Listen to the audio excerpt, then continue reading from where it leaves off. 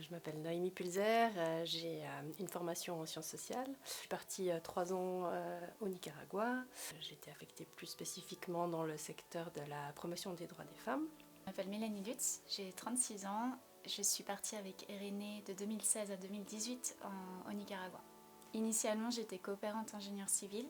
Et finalement, au cours de la mission s'est élargie sur la thématique aussi d'accompagner l'association à évoluer vers une entreprise sociale.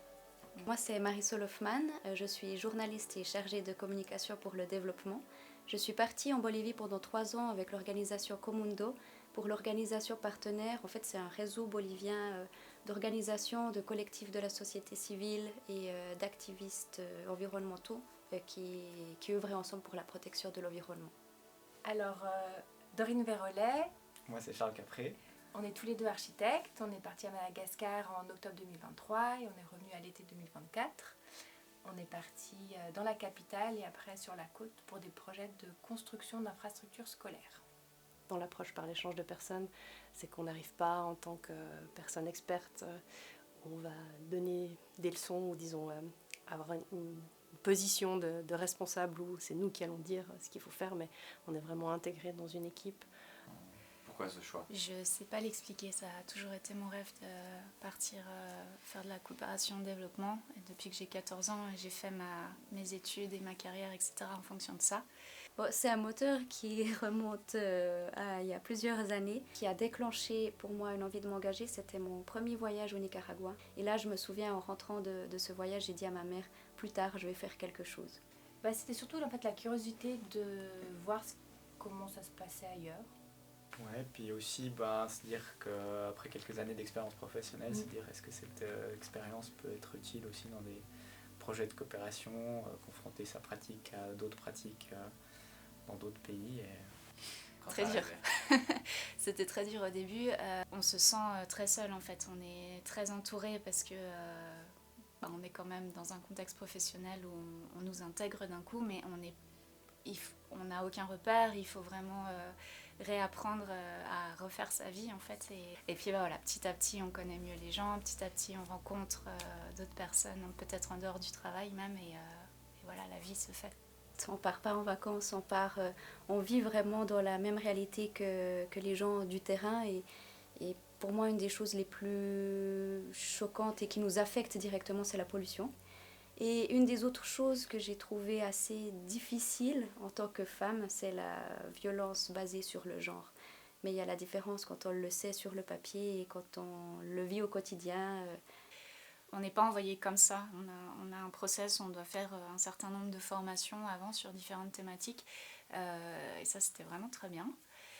Et puis après, une fois sur place, moi j'ai été bien reçue, que ce soit par le représentant d'Irénée sur place ou par l'association locale. Donc, Je pense que c'est vraiment très important quand on part à l'étranger d'avoir une relation de confiance bien sûr avec ses employeurs, mais aussi avoir tout son réseau de soutien à côté, que ce soit des amis en Suisse ou bien des personnes sur place. En fait, ce qui nous a, je pense, plu, c'est la fiabilité aussi de l'association d'ODM. Dans tout le processus, on a pu voir à quel point ils étaient investis, à quel point l'information elle était complète, qu'ils étaient assez à l'écoute en fait de recevoir nos questions. Et ça, moi, ça m'a rendue assez confiante pour le départ, de voir qu'on était bien entourés. Et puis ça a aussi beaucoup rassuré ma famille pour le coup, de voir qu'on partait entourés en fait. Ça, c'était un point assez essentiel. Moi j'ai 2 conseils. Le premier, c'est d'arrêter de réfléchir et d'y aller. Et puis un conseil qu'on m'avait donné, c'était le temps. Au Nicaragua, tout était beaucoup plus lent et c'était long. C'était très long. Et ça, moi j'ai dû apprendre beaucoup la patience. Mais c'est ce côté qu'Irénée met en avant sur le côté d'intégration en fait, où on doit peut-être se mettre en observateur pendant quelques mois pour pouvoir mieux comprendre quels sont les enjeux, quelles sont les choses qu'on ne dit pas et qui se jouent, etc. Je pense que c'est aussi une belle leçon d'humilité de s'engager dans la coopération internationale. De faire cette expérience en peut-être pas trop, en ayant déjà un petit peu de bouteille, on va dire, dans le domaine professionnel dans lequel on est, ou en tout cas d'avoir acquis une capacité à avoir une certaine autonomie, peut-être on a un très haut niveau d'expertise qu'on se réjouit de partager parce que c'est pas non plus l'idée. Alors oui, il y a bien sûr des choses qu'on peut apporter, mais dans une attitude d'humilité où on est aussi prêt à apprendre et à accueillir ce qui vient de...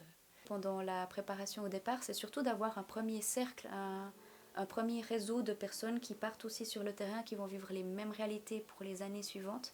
Et moi, ça m'a énormément aidée parce qu'en fait, j'ai gardé contact avec des personnes qui étaient dans cette préparation au départ pendant tout mon engagement. Et puis, c'est vraiment des personnes que je pouvais appeler s'il y avait un problème. Et on pouvait vraiment partager nos expériences respectives et puis se soutenir. Mais je dirais que l'apport vraiment spécifique des formations, c'est d'être aussi mis dans des situations concrètes, pouvoir se projeter un petit peu mieux dans certaines réalités dans lesquelles on va être plongé, même si après, c'est encore, une fois dans le pays, encore d'autres niveaux de complexité, mais ça permet quand même déjà, en tout cas, de se poser des questions et de se préparer à certains défis qu'on va rencontrer. Qualité numéro 1, c'est l'ouverture d'esprit. Peut-être la patience. Flexibilité d'esprit, une ouverture aussi. Pouvoir faire preuve d'empathie et puis se mettre à la place de l'autre. Moi, les 2 ans chez René, ils ont totalement influencé la suite de ma carrière professionnelle. Et c'est ce qui a été un peu le trait en fait, de toute ma carrière derrière. Alors, je suis hyper reconnaissante d'avoir vécu cette expérience, vraiment, parce que pour moi, c'est une des plus enrichissantes, même si c'était une des plus challengeantes aussi de ma vie.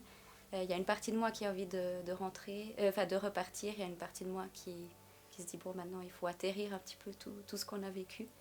Ça m'a aussi fait prendre conscience, cette expérience, de l'importance de s'engager aussi localement. Et j'essaye, alors avec le temps que j'ai à disposition, mais de m'engager aussi dans des projets plus locaux. Une des choses qui m'a surprise, c'est à quel point le temps a passé vite finalement. Je partais pour 3 ans et puis je me disais, voilà, ça paraît beaucoup 3 ans. Et puis en fait, ça a passé très vite.